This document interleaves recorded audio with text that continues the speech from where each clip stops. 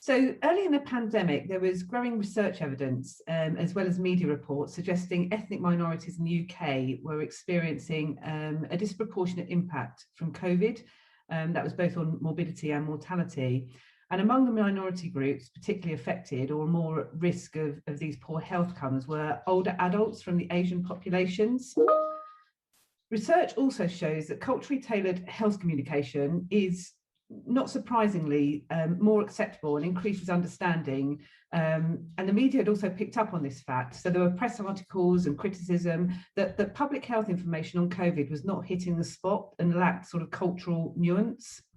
So we focused our research on two South Asian communities. So older adults from South Asian backgrounds often share living spaces with younger people. They might have a prevalence to conditions such as hypertension or diabetes, diseases that make them as an individual more vulnerable to COVID-19. However, it was really important that we recognise the cultural differences within these communities and didn't just treat them as one. So the study was all about building relationships with both Hindi-speaking and Nepalese-speaking communities.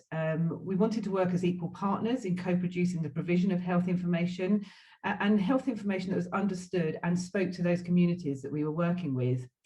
And this approach was used from outset and throughout the project, so including the proposal and the design and the co-production and implementation of the health information resources.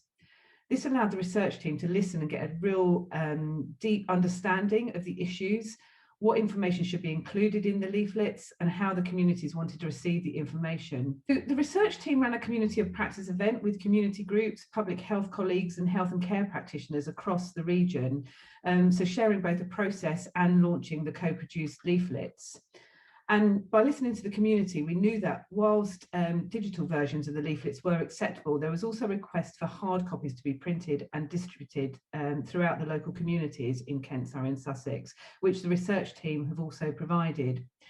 The digital leaflets were then shared across the region through our ARC networks and our AHSN networks, and this ensured a wider reach and interest across the UK and abroad.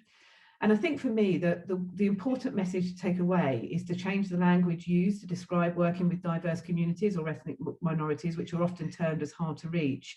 The communities we work with were really keen to participate and share their experience and help ensure that the information provided was culturally appropriate, and this helped ensure engagement and understanding. And it was a real privilege to be part of this project.